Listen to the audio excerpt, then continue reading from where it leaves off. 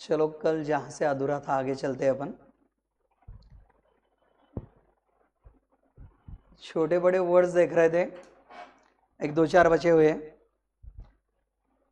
Accounts में entry करना मतलब रिकॉर्ड करना, कोई भी ट्रांजैक्शन कैश का या क्रेडिट का रिकॉर्ड करना बुक्स में, it is called as entry, to record this transaction in business books. Then transaction मतलब सेल परचेस और रिसीट और पेमेंट ऑफ कैश, बरोबर है। That is the event of business between two persons. Folio, it is called as also page number. Amount पता है आपको, last one is balance. इतने word कम से कम आपको पता होना चाहिए बेसिक के लिए। आगे चलते अपन बहुत ही इंपॉर्टेंट पार्ट के लिए, क्लासिफिकेशन और काइंड्स ऑफ अकाउंट्स। जहां से अकाउंट्स स्टार्ट होता है, वो फाउंडेशन, वो pillars, it is called as classification और काइंड्स ऑफ अकाउंट्स, बराबर आहे। ताई तू थोडं इकडे बसून थोडंसं, म्हणजे ते दिसतील मला दोनों बॉस नहीं दिख रही, एक नहीं दिख रहा है, बराबर। मेन दो टाइप्स है, पर्सनल और इम्पर्सनल। बहुत सारे लोगों को ये भी पता नहीं, डायरेक्ट तीन बोलते हो। अकाउंट्स के तीन टाइप्स नहीं है, दो ही है, personal accounts, impersonal accounts. Impersonal के दो है, रियल अकाउंट्स, नॉमिनल अकाउंट्स। बहुत इंपॉर्टेंट पिलर है, शांति से देखते हैं क्योंकि ज़्यादा रुकते आएंगे नहीं अपने को किसी का वेट करते हुए। जो लोग बाद में आएंगे उनको रिपीट किया जाएगा, अलग से अपन उनको पढ़ाएंगे, बराबर है। हाँ, क्योंकि आपका अभी कॉलेज का भी गड़बड़ है बहुत सारा। एडमिशन 26 को होने वाली है, कुछ उसके बाद भी होंगी, है ना। तो उस तरीके से अलग अलग डेट्स आएंगे, मैम बताएंगे, साइली मैम वापस कि भाई सेकंड बैच वगैरह कब स्टार्ट हो रही है सब। ये जो पर्सनल अकाउंट है ना, किसी का भी नाम पर्सनल अकाउंट, आदमी का नाम, शॉप का नाम, बैंक का नाम, कंपनी का नाम, क्लब का नाम, रिप्रेजेंटेटिव ऑफ पर्सनल, वो भी पर्सनल अकाउंट है। बिल्कुल आराम से देखो, बहुत ज्यादा जरूरी है जो अपन देख रहे हैं अभी। प्रभु रामचंद्र का नाम पर्सनल अकाउंट है, फॉर एग्जाम्पल शुरू है, उदाहरणार्थ है, बरोबर है। आर के पटेल, वो भी नाम है। अपने प्यारे मोदी जी नाम है, कौन सा अकाउंट आएगा, पर्सनल अकाउंट। शॉप का नाम Asha stores, personal account. State bank, HDFC bank, Pune district cooperative bank, कोई भी बैंक का नाम भी कौन सा अकाउंट आएगा, पर्सनल अकाउंट। कॉलेज का नाम, कंपनी का नाम VIP लिमिटेड,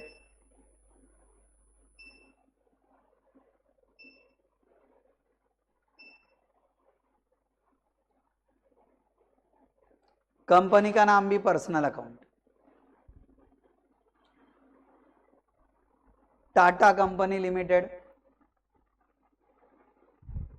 फॉर एग्जाम्पल है। कोई भी कंपनी का नाम लेंगे आप, रिलायंस वगैरह, वो भी पर्सनल अकाउंट। क्लब का नाम पर्सनल अकाउंट। अभी यहां से ये तीन इंपॉर्टेंट है, 9, 10 और 11। कैपिटल, अशोक कैपिटल, जो आदमी ने बिजनेस शुरू किया वो कैपिटल अकाउंट, बराबर है। सुनीता ने किया सुनीता कैपिटल, कुलकर्णी ने किया कुलकर्णी कैपिटल, पाटिल ने किया पाटिल कैपिटल। नाम को जोड़ के आएगा। जैसा कैपिटल है वैसा ड्राविंग्स सेम है। Sanjay drawings, Lata drawings, Agarwal drawings, personal account को जोड़ के आएंगे। आपको पता है कल अपन ने मीनिंग देखा, कैपिटल मतलब घर से बिजनेस में जो पैसा लाया, it is called as capital.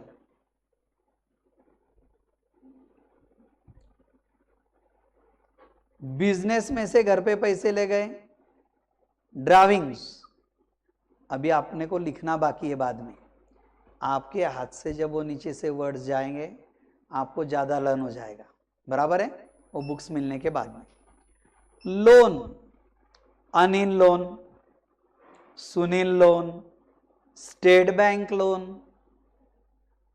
जहां से लोन लिया वो पर्सनल अकाउंट, तो ये तीनों पर्सनल अकाउंट है। इनके नाम यहां ज्वाइन नहीं भी है। कैपिटल, ड्राविंग्स, लोन, तीनों कौन से अकाउंट है? पर्सनल अकाउंट है। नाम आना ही है। बिजनेस शुरू करने वाला, पैसे ले जाने वाला घर पे, जिससे लोन लिया, 100% उसका नाम आएगा। ये तीनों पर्सनल अकाउंट है, बहुत सारे लोगों को पता नहीं। आगे चल रहे हैं।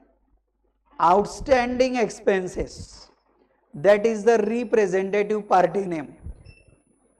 चालू साल का, करंट ईयर का खर्चा देना है लेकिन अपन नहीं दे पा रहे, जिसको भी देना है तो उसका नाम आएगा रिप्रेजेंटेटिव का।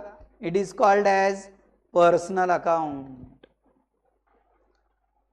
13 नंबर, लास्ट वन, प्रीपेड एक्सपेंसेस।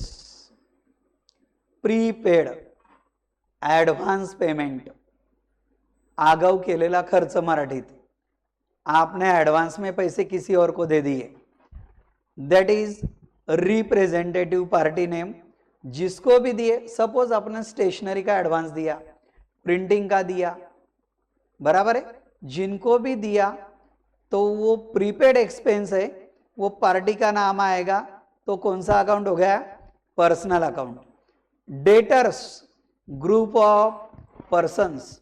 अभी इसमें डेटर्स, क्रेडिटर्स, कैपिटल, ये वर्ड कैसे तैयार होते हैं वो अभी फाइनल अकाउंट में भी मिलेगा, क्योंकि आप लोगों को फाइनल अकाउंट बाद में है।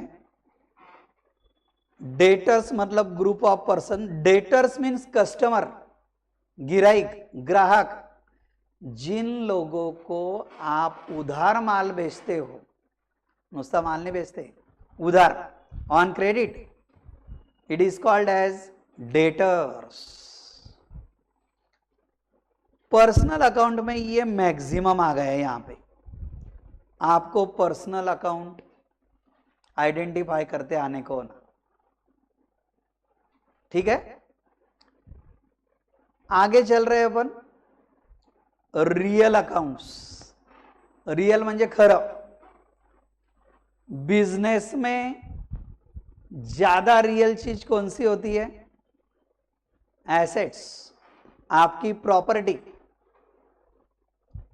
प्रॉपर्टी, ॲसेट, इस्टेट, यालाच मराठीत म्हणतात संपत्ती, मालमत्ता, बराबर है। हिंदी में अपन प्रॉपर्टीज यूज करते हैं जनरली। अभी प्रॉपर्टी का कोई भी आइटम, कोई भी नाम रियल अकाउंट बोले जाएगा। फॉर एग्जाम्पल, सबसे इंपॉर्टेंट प्रॉपर्टी है कैश। आपके पास में 10,000 है, 1 लाख है, 10 लाख है, बैंक में है, हाथ में है, तिजोरी में है, घर में है, आपकी क्या है? वो प्रॉपर्टी है। इसलिए कैश कौन सा अकाउंट आएगा? Real account. डेली कैश आना ही है, उसके बगैर ट्रांजैक्शन कंप्लीट नहीं होता। सेकंड, कल बताया था मैंने, गुड्स, आपके शॉप में का, दुकान में का माल, आपकी प्रॉपर्टी है। गोडाउन में माल है, शॉप में माल है, 2 लाख 3 लाख। ज्वेलर्स होंगे तो 2-2 कोटी 5 कोटी 10 कोटी का माल है। स्टॉक बोलते हैं उसको, stock in hand, that is real account. Goods is real account. Goods word need देखो, ये डायरेक्ट सीधा इसमें एपोस्ट्रोफी नहीं है। बहुत सारे बच्चे एमबीए तक पहुंच जाते लेकिन वो गुड्स को एपोस्ट्रोफी लगाते रहते गलत बात है। GOODS, कुछ तो और भी विद्वान रहते, यस दिखता ही नहीं उनको, गुड। अभी गुड और गुड्स का डिफरेंस तो उतना मालूम होना चाहिए। तो ये छोटी छोटी चीजें अपन यहां से बरोबर 11 से पक्का करेंगे, आपको आगे कोई भी दिक्कत नहीं आएगी, ना कोई आपकी कमियां ढूंढेगा वहां पे। फिर से आगे देख रहे हैं अपन प्रॉपर्टी का एग्जाम्पल, लैंड, जमीन, प्लॉट, खेती, बिल्डिंग, आपकी बिल्डिंग, दादाजी की बिल्डिंग, चाचा की बिल्डिंग, पापा की बिल्डिंग, जिनके नाम पे है उनकी क्या है, वो प्रॉपर्टी है। तो कौन सा अकाउंट हो गया, रियल अकाउंट। फैक्ट्री का मशीन, बहुत सारी मशीनरी लगाई है, रियल अकाउंट है। जो आदमी की फैक्ट्री है उसकी वो प्रॉपर्टी है। फर्नीचर, शॉप में का फर्नीचर, घर का फर्नीचर, कंपनी का फर्नीचर, आपके एसेट है, प्रॉपर्टी है, रियल अकाउंट है। क्या फर्नीचर पर्सनल अकाउंट है, किसी का दोस्त है फर्नीचर, किसी की सहेली है मशीनरी, नहीं। ये डिफरेंस आप ध्यान में लो पहले, थोड़ा भी गलत नहीं होना इसमें, 0% भी नहीं। बोलता बरोबर सांगता आलं पाहिजे की कोणता अकाउंट आहे असं। आगे चल रहे, vehicles, any vehicle, motor car for example दिया है आगे, 2 व्हीलर, 4 व्हीलर, ट्रक, कैब, जो छोटी लोड गाड़ी बोलते हो वो, ऑटो रिक्शा, साइकिल तुम्हारी पैरी वाली साइकिल भी, सभी व्हीकल्स आपकी प्रॉपर्टी है, रियल अकाउंट है। अर्थ कळला? हे फॉर एग्जाम्पल केलंय हा, मोटर कार पुढे। मोटर कार व्हीकल में ही आता है, अलग से दिखाने की आवश्यकता नहीं है, एग्जाम्पल के लिए दिखाया। कंप्यूटर, अभी computer, laptop, projector, printer, mobile, बराबर है, कैलसी तुम्हारा एसेट्स है, प्रॉपर्टी है, रियल अकाउंट है। कैपिटल एक्सपेंडिचर है, आगे चल के एक्सपेंडिचर फाउंडेशन में आएगा, कैपिटल एक्सपेंडिचर अलग, रेवेन्यू एक्सपेंडिचर अलग। लेकिन जब तक आपको पूरा बेस नहीं पक्का मालूम ना, तो आगे तकलीफ होती है, बहुत बार समझ में नहीं आता, आप सिर्फ लर्न कर लेते कि इसको ये बोलते। आप एक ध्यान में रखो, अकाउंट्स में लर्न करने की आवश्यकता नहीं है, पाठ करायचा नहीं, बेस मालूम होना चाहिए, उसका कंसेप्ट क्लियरेंस कि ये किस वजह से इसको रियल अकाउंट बोलते, किस वजह से नॉमिनल अकाउंट बोलते। कंसेप्चुअल क्लियरिटी बहुत जरूरी है। कंप्यूटर के साथ में पता चल गया, बाकी लैपटॉप वगैरह सब लोग। लाइव स्टॉक कल देखा था आपने, एनिमल्स, 4 पायाचे जनावर, एसेट है, रियल अकाउंट है। अरे आपके पास में 4 गौवा है, बराबर है, जो किसान होता है उसके पास में बैलजोड़ी होती है, गाई म्हशी म्हणतो आपण। सर्कस वाले लोग हाथी घोड़े होते हैं उनके पास में, हॉर्स होता है, उनकी प्रॉपर्टी है, बराबर है। डोंकी भी लाइव स्टॉक है। कोई भी प्रॉपर्टी जिनके पास में ये एनिमल्स है, उनकी प्रॉपर्टी होने की वजह से livestock animals is called as real account. आगे चलते हैं, इन्वेस्टमेंट कल देखा था आपने, डिटेल्स में देखा था। आपने इन्वेस्ट किए हुए पैसे, बैंक डिपॉजिट, शेयर्स, बराबर है, जहां जहां प्लॉट ले लिया, गोल्ड ले लिया, ऑर्नामेंट्स लिए, बराबर है। आपने जहां जहां सेविंग में से पैसे इन्वेस्ट किए, it is called as investment. Investment कौन सा अकाउंट है? रियल अकाउंट है। शायद लाइट का प्रॉब्लम हो रहा क्या?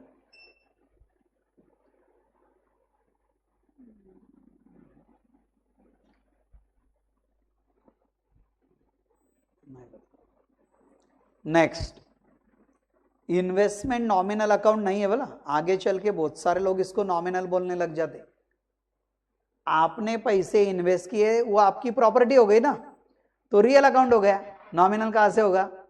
पक्का समझ में आ रहा है? हाँ। गोल्ड, वही इन्वेस्टमेंट में का टाइप लिया नीचे, गोल्ड, सिल्वर, ऑर्नामेंट्स वगैरह, दागिने। गुडविल, कमाया हुआ नाम, तुम्ही कमावलेलं नाव व्यापाऱ्याने। इनटेंजिबल ॲसेट आहे, अदृश्य मालमत्ता आहे, आंखों से दिखता नहीं, डोळ्यांनी दिसत नहीं, बाकी सभी टेंजिबल है ऊपर।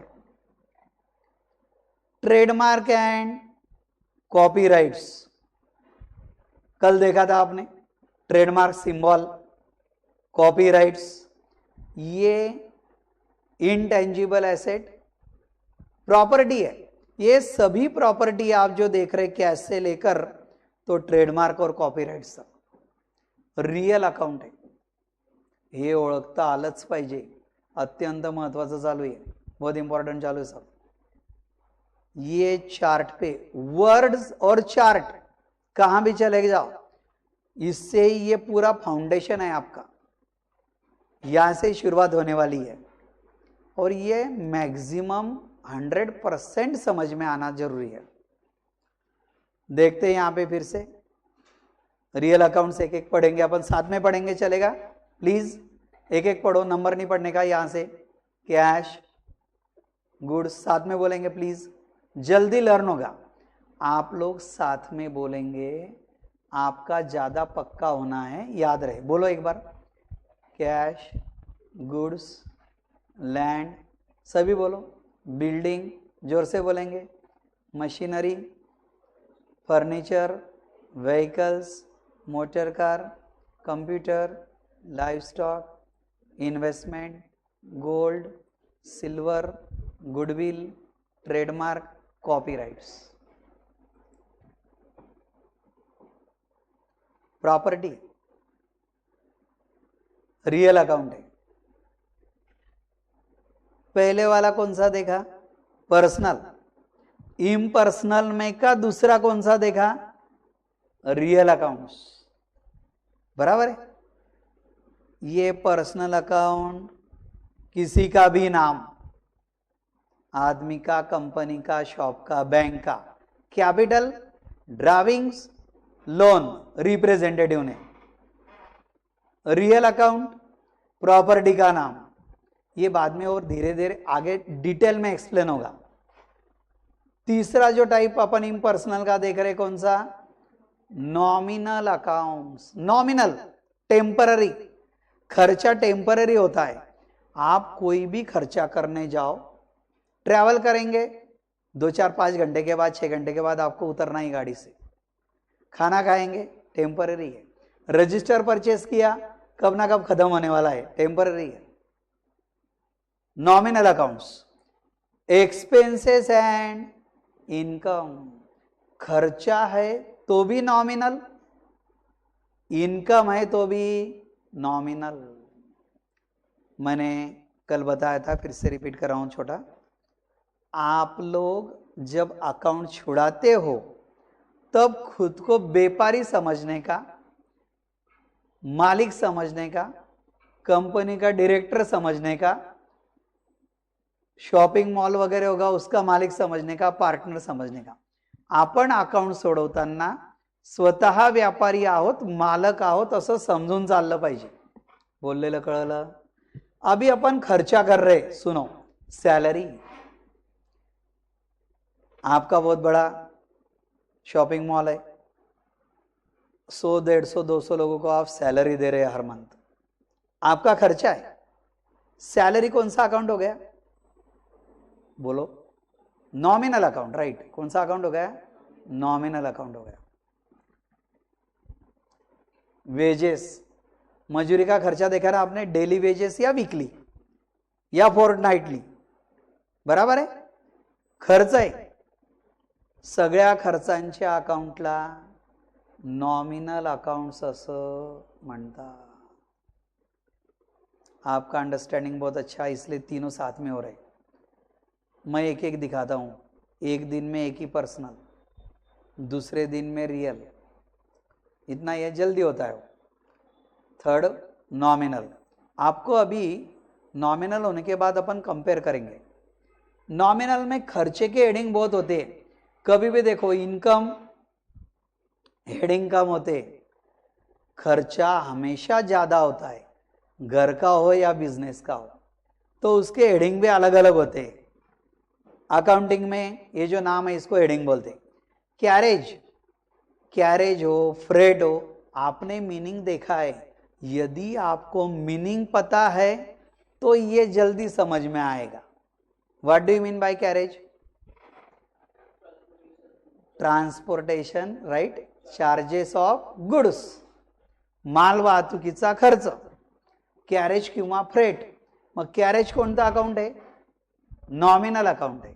फ्रेट कोणता अकाउंट आहे? नॉमिनल अकाउंट आहे। सॅलरी कौन सा अकाउंट है? वेजेस।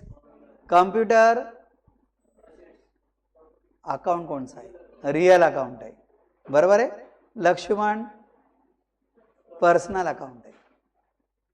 आगे चलते हैं, ऍडव्हर्टिजमेंट, जाहिरातीचा खर्च आहे ना, खर्चाच्या नावांना हेडिंगला नॉमिनल अकाउंट्स असं म्हणतात। It is called as nominal accounts. Next, printing, stationery, combine heading आता है कभी कभी। छपाईचा खर्च, आपको बिजनेस चलाना है, रिसीट बुक है, बिल बुक है, डेबिट क्रेडिट फॉर्म आते, जैसा क्लास वाले का एडमिशन फॉर्म है, बैंक वाले को बैंक की स्लिप है, इंस्पेक्शन रिपोर्ट है कंपनी वालों का, ऑर्डर फॉर्म है, ये सभी प्रिंट करना पड़ता। प्रिंटिंग का खर्चा बिजनेस का खर्चा है। आप लोग अभी नॉमिनल अकाउंट्स में बिजनेस के खर्चे सीख रहे, घरगुती नहीं, घर के नहीं, हाउस होल्ड नहीं, उसको ड्राइविंग बोलते। Personal expenses called as drawings, it is not the business expenses. आपने सपोज आप फ्लैट लिया रेंट से, आपने फ्लैट का रेंट भर रहे 30,000, वो बिजनेस का खर्चा नहीं, यहां नहीं आएगा। यहां पे कौन सा रेंट आएगा? शॉप का, फैक्ट्री का, शोरूम का, गोडाउन का, आने वाले आगे। खर्चा बिजनेस का होना चाहिए। क्लैरिफाई हो गया? स्टेशनरी के बाद ट्रैवलिंग एक्सपेंसेस, ये फॉर एग्जाम्पल शुरू है। सभी खर्चे की लिस्ट पूरी होगी ऐसा होने वाला नहीं। इंटरेस्ट देखा था कल अपन ने, ब्याज। इंटरेस्ट के बाद डिस्काउंट, कमीशन और रेंट, ये 8, 9, 10, 11 लाइन से देखो। इंटरेस्ट मतलब ब्याज, आपने ब्याज दिया, खर्चा, नॉमिनल अकाउंट। ध्यान से सुनो, आपको बैंक से ब्याज मिला, इनकम, फिर भी नॉमिनल अकाउंट। समझ में आ रहा? डिस्काउंट, आपने कस्टमर को डिस्काउंट दिया, नुकसान हो गया तुम्हारा, खर्चा है, लॉस है, नॉमिनल अकाउंट है। लेकिन जिनसे आपने माल खरीदा, आपको डिस्काउंट मिला तो आपका फायदा हो गया, आपका इनकम हो गया, फिर भी नॉमिनल अकाउंट है। कमीशन, आप लोगों ने किसी को कमीशन दिया जिन्होंने माल बेचने में हेल्प किया था, खर्चा है। लेकिन आपको कमीशन मिला, इनकम है। लक्षात येतं थोडं थोडं, क्योंकि जब तक ये वर्ड्स अपन बराबर लर्न नहीं करेंगे, वर्ड्स पे ज्यादा खेळ आहे. सगळा खेळ कशावर आहे? शब्दार्थांवर आहे. मीनिंग, शब्दांचे अर्थ तुम्हाला परफेक्ट माहित पाहिजे. लक्षात आलं? आपको सिर्फ वर्ड्स बराबर करने, बाद में ये और सही आएगा. वर्ड्स आपके बराबर नहीं है, गलत मीनिंग लगा दिया आपने. कैरेज को ट्रैवलिंग बोल दिया, ट्रैवलिंग को कैरेज बोल दिया, रेंट को सैलरी बोल दिया. आपके दिमाग में गलत मीनिंग है तो आगे अकाउंट्स में तकलीफ होने वाली है. इसलिए 11th 12th से भी इंपॉर्टेंट होता है. बेसिक वहीं पक्का होता. जो लोगों का 11th में कोचिंग नहीं था, डायरेक्ट 12th में आते हैं, उनकी कंडीशन देखना आपने. रेंट देखो, अभी मैंने एक्सप्लेन किया था आपको. Shop rent, godown rent, showroom rent, factory rent, office rent, पता है खर्चा है सब. मैं ये जो 4 आइटम बोल रहा हूं ना, ये चारों आइटम में ऐसा विषय है, इंटरेस्ट, डिस्काउंट, कमीशन और रेंट. दिया तो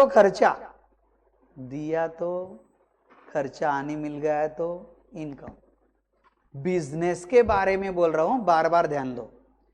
सैलरी बिजनेसमैन को नहीं मिलती, वो देता है, लेकिन जिसको मिलेगी उसका इनकम है. आपने दिया, आपका खर्चा है. नॉमिनल अकाउंट, आगे चल के इनके रूल्स भी आएंगे धीरे धीरे. पहले ये पक्का होना जरूरी है. ये एग्जॉस्टिव चार्ट है अपना, ज्यादा से ज्यादा. कौन से 4 बोले मैंने आइटम? इंटरेस्ट, डिस्काउंट, कमीशन और रेंट. रिसीव्ड रहे तो इनकम, पेड रहे तो खर्चा. सेंटेंस में आएगा आगे चल के.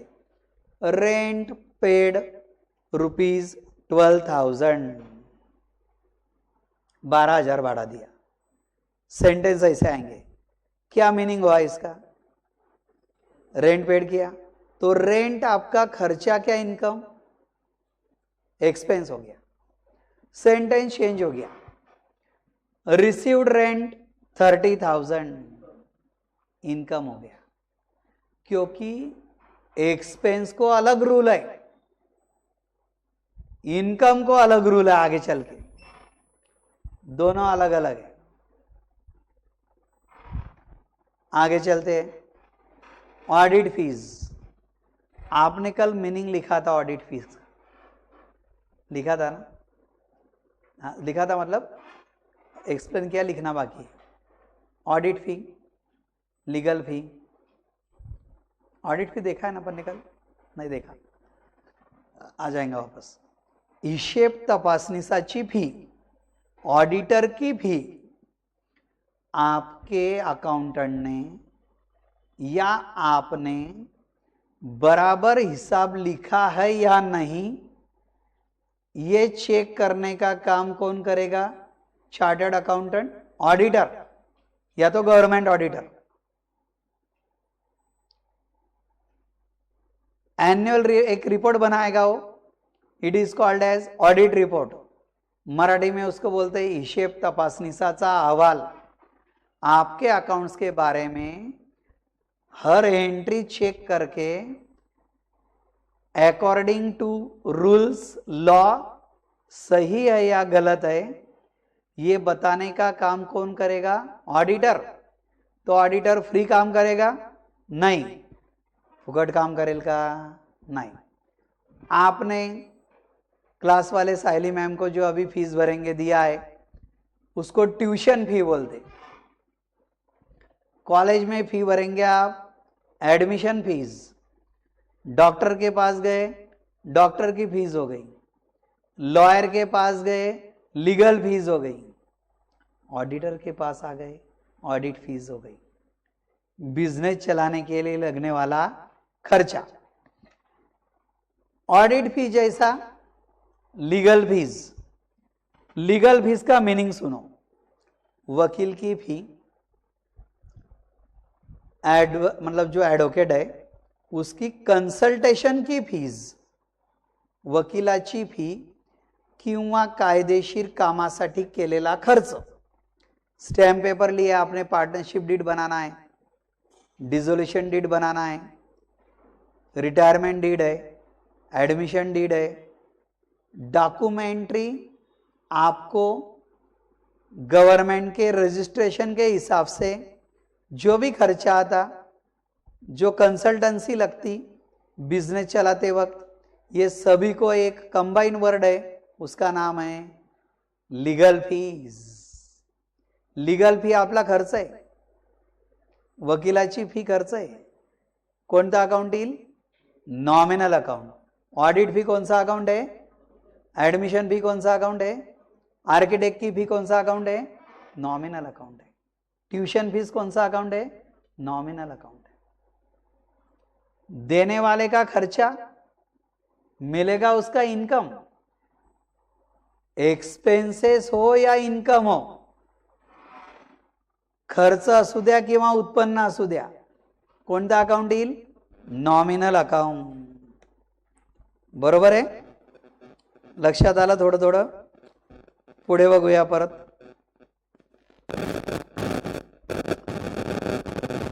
Bad debts. बैड डेट्स का मीनिंग नहीं, लॉस तो है, मैं मीनिंग पूछ रहा हूं।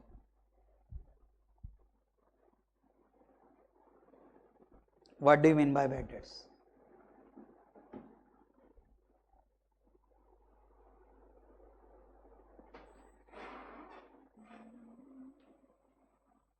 आधी मराठीत सांगतो, बुडालेले पैसे, बुडालेली उधारी। सपोज आपने कस्टमर को 1 लाख का माल उधार बेचना पड़ता, वो ईमानदार आदमी ने आपको 90,000 रुपए दिए।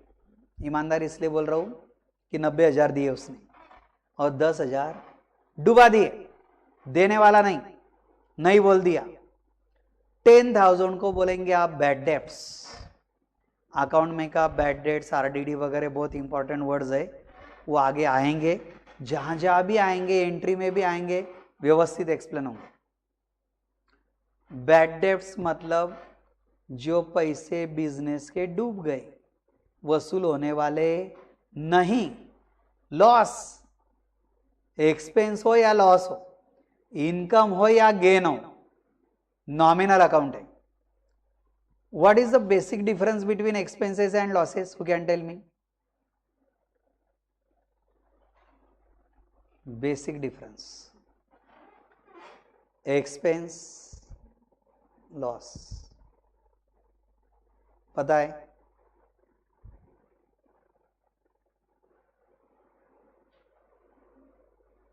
नहीं।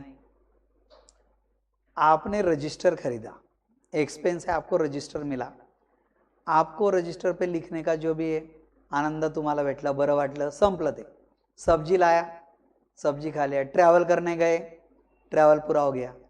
आपको एक्सपेंस से रीएम्बर्समेंट मिलता है, मुबदला में, तो लॉस से नहीं मिलता।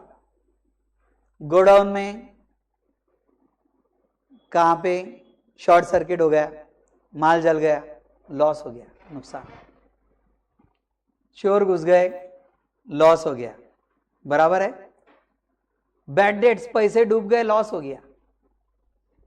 लॉस से कुछ भी नहीं हासिल होता, मिलता नहीं।